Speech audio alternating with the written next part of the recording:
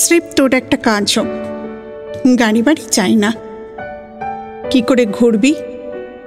দুপায়ে, ইচ্ছে থাকলেই এই পৃথিবীটা তোর। কোথায় থাকবি?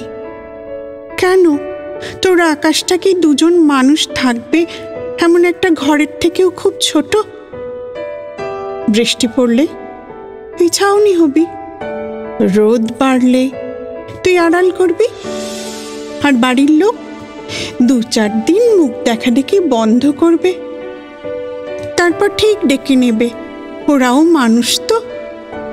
যদি না ডাকে, গাধা, তখন তুই মেয়ে হোস, আমি তোর মতো ভীতু একটা ছেলে হয়ে যাব। আমি গাধা না, তুই গাধাদের বস। তুই কিন্তু রাগাচ্ছিস। অহারে অগ্নি ঠাকুর, রাগলে যেন পুড়িয়ে দেবে। বিকেলের দিকে তৈরি থাকিস, পালাবি। তুই একটা মেয়ে, এত বেহায়া কেন? তোর লজ্জা নেই? লজ্জা এখন পুরুষের ভূষণ। এই দেখ কেমন তুই ঝুঁটি বেঁধেছিস, কানে দুল, হাতে নোক। এরপর কি? এটা তো এখন ফ্যাশন চলছে।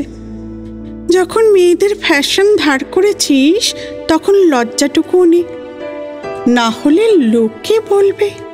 কি বলবে?